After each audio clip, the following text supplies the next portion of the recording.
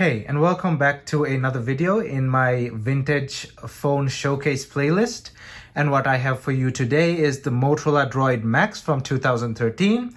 This was an upper mid-range, or well, I could say it's a somewhat of a flagship phone from 2013 by Motorola, and it's one of the well, I wouldn't say the last, but one of the last ongoing to the last Droid phones with the Motorola Droid branding. So when you hear the word Droid, you immediately think Verizon. So no SIM card slot, direct CDMA network. I don't think there was a version of this phone which was not CDMA. So you couldn't get this on any other network. This was a Droid. All Droid phones were specific to Verizon, as I remember.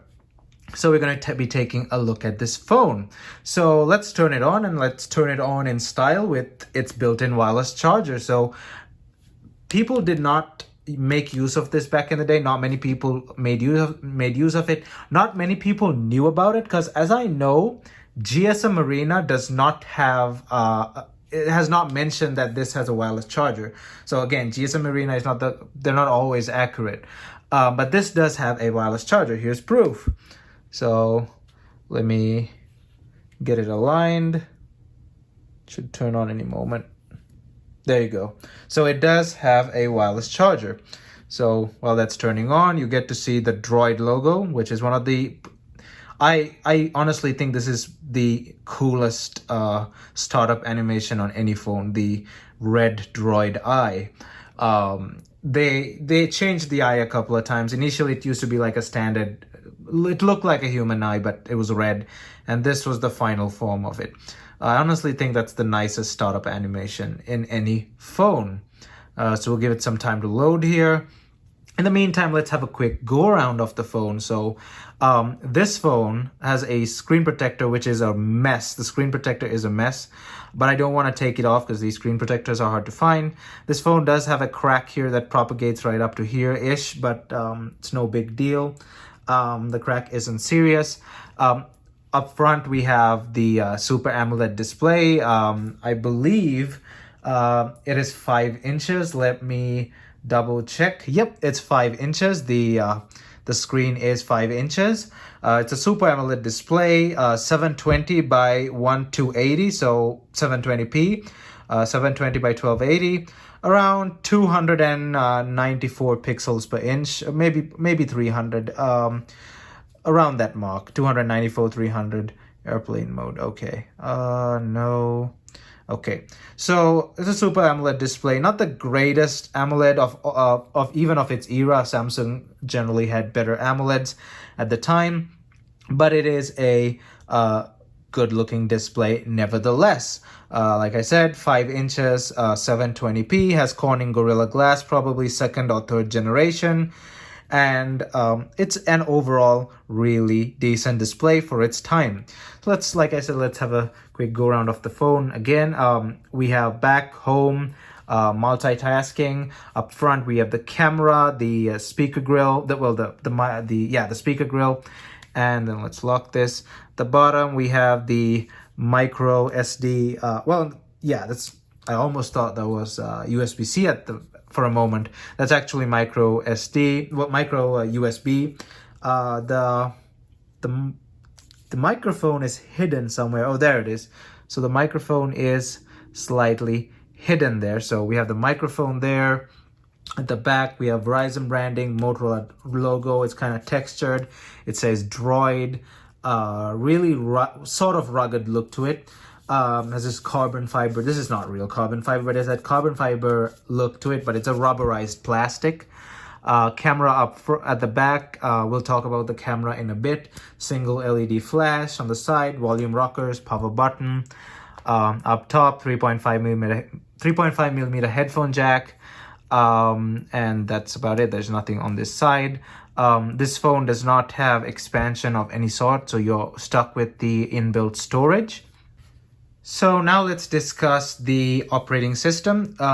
It initially shipped with 4.2.2 Jelly Bean, and now it's currently running Android 4.4.4 KitKat. The KitKat update was official from Google and Motorola. So when you click System Updates I don't have the Wi-Fi connected here, but when you click System Update, there's no more updates. It says it's up to date. It's currently running 4.4.4, like I said. It's running KitKat. But this phone still can be updated to Android 5.0 Lollipop, but that is an unofficial XDA update. So you have to get that separately from XDA. You have to update it separately via a computer or via a direct link. Because like I said, you can't do it via memory card as well, because this thing does not have an SD card slot. So the phone is smooth on 4.4.4. As you can see, it's really fast, and it was one of the faster phones of its time as well. And I'm pretty sure it will be fast on 5.0 as well. But now, as you can see, it's extremely fast.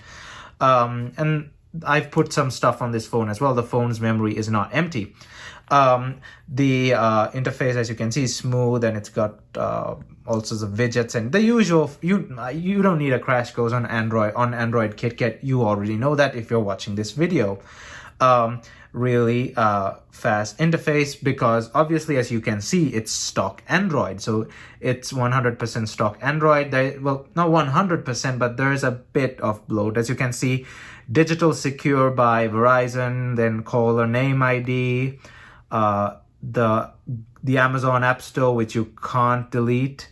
So you can't delete some of these, but I'm pretty sure with the Lollipop update, the XDA guys omitted all this nonsense, and it's 100% stock on there. So you can, if you really want to update it, you can go get that ROM from XDA.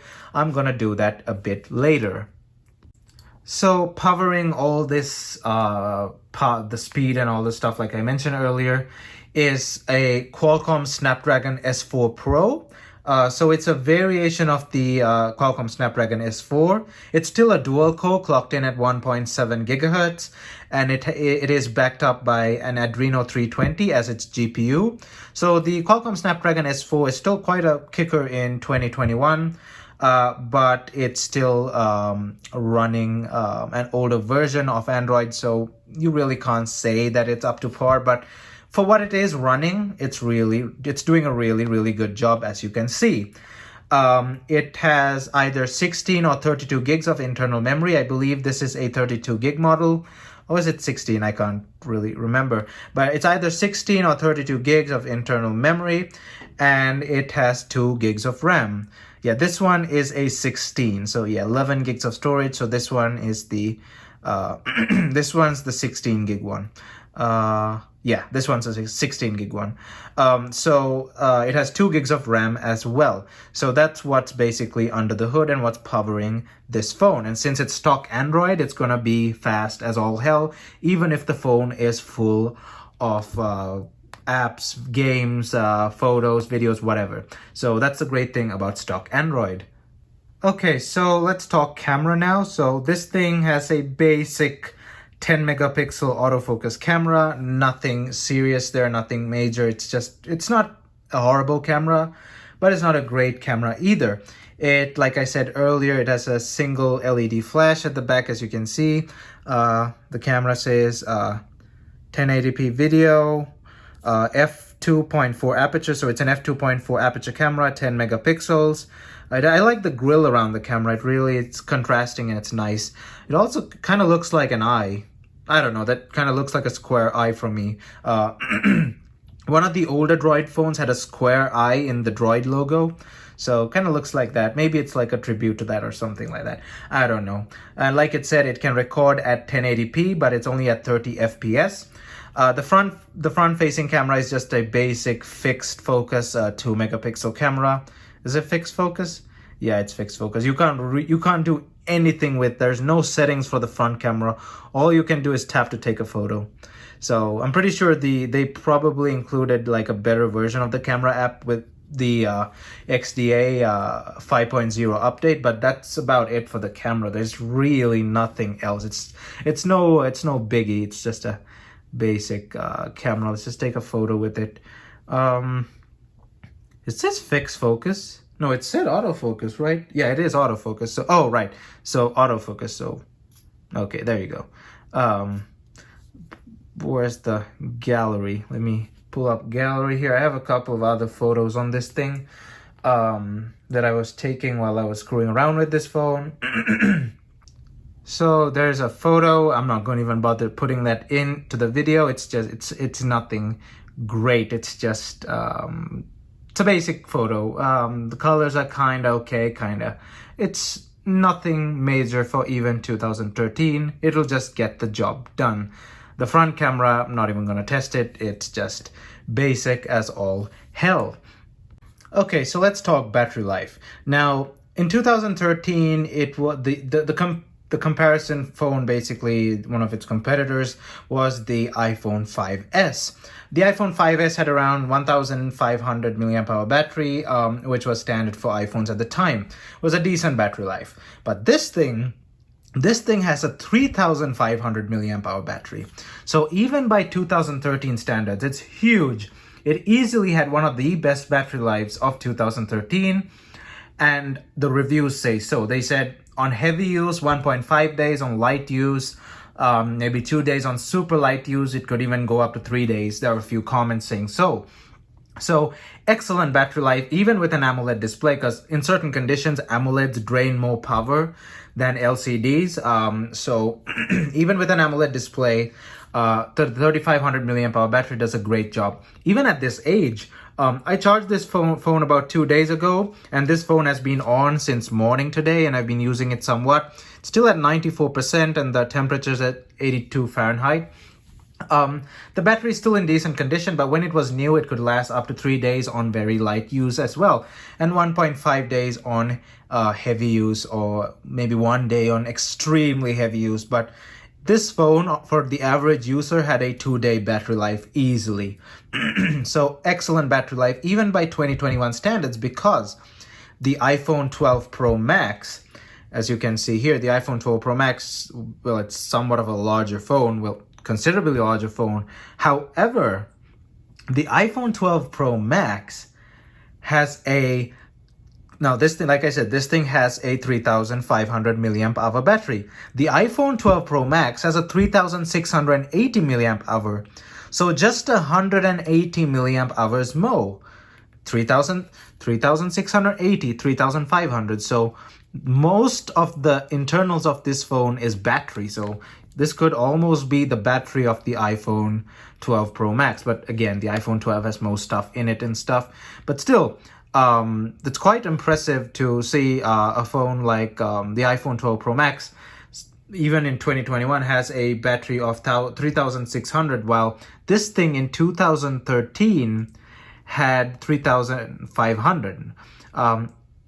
This is completely unrelated, but I have the Droid wallpaper on the iPhone 12 Pro Max here. Let me show you this. It's the same wallpaper. I like it. That's why I put it. But anyway, so it's really impressive to see a 3,500 milliamp hour battery all the way from 2013. So yeah, that was battery life. So that's about it I can cover for this phone. It's just a quick look over of the Motorola Droid Maxx from 2013. I might do a video in the future of trying to use this in 2021, but then I'll have an issue with the connection because I can't put a SIM card into this, so I'll have to use it off the Wi-Fi. But yeah, so that was the retro review, basically the vintage tech showcase of the Motorola Droid Maxx from 2013. And I thank you for watching it. Don't forget to hit that like button and check out my channel as well. And I will see you guys in my next video. Thumbs up.